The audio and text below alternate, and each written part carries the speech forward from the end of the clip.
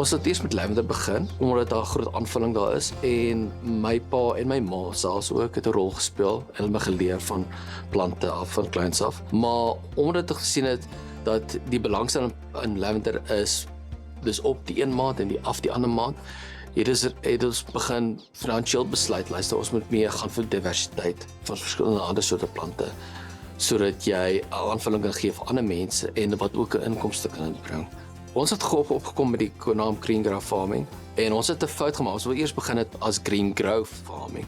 Toe maak ons 'n spelfout en ongelukkig met daai spelfout was dit 'n naam wat nog nie gevat is nie. So in plaas van Grove sê ons Grove. En dit is so gepas hier, so, want ons bly in 'n valleitjie tussen die berge en ek weet daar's 'n rivier hier onder die berg ook hierso. So dis baie geskik daarvoor.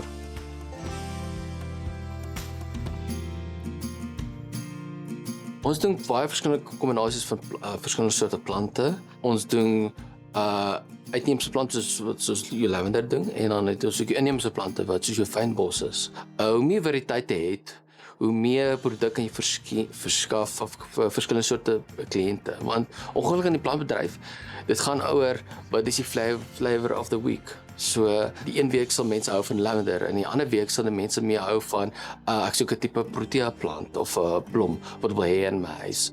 En dan het ons ook, wat is nog baie populêr raak in Suid-Afrika, is jou basies, verskillende soorte blou basies wat ons doen. Ons verskaf ook suurlemoene op 'n klein skaal. En ons doen snyblomme vir mense wat wil gebruik vir hulle trouens. Ons doen nie net lavender nie en ook nie net fynbos soos jou proteas ensovoorts. Ons doen ook ander ongebekende snyblomme soos die serum of ander woorde autumn joys wat hulle noem.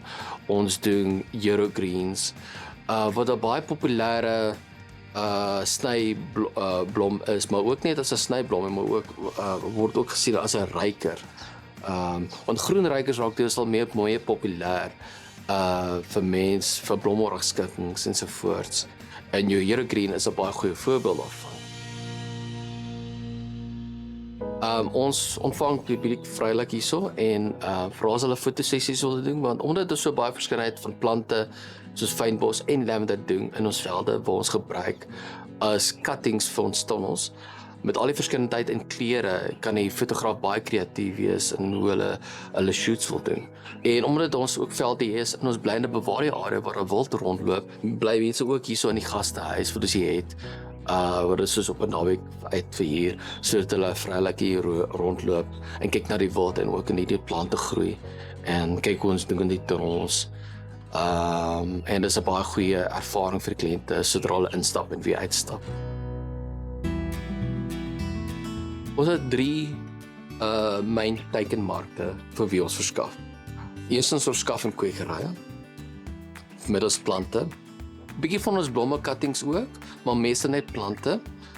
En die tweede mark vir wie ons verskaf is ook aan die publiek self.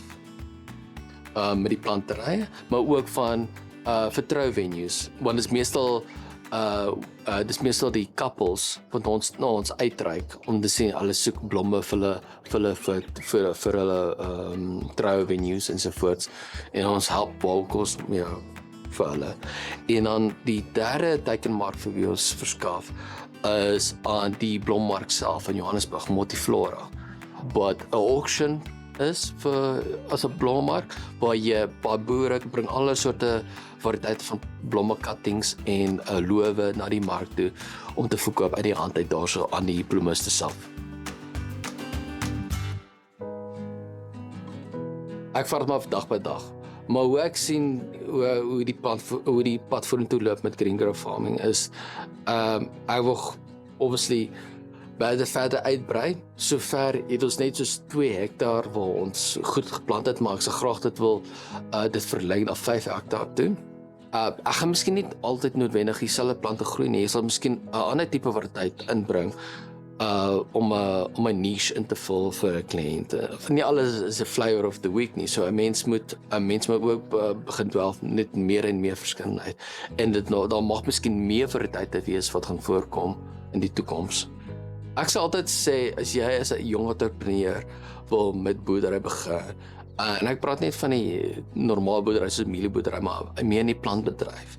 So ek vir jou sê, doen 'n grondanalise waar jy jy vat 'n grondanalise na 'n laboratorium toe waar hulle die grond kan ontleed vir jou en sê luister wat se tipe grondsamestelling is in die grond, hoeveel fosfaat is dan in die grond en so voort, om te sien wat se tipe boerdery jy kan begin.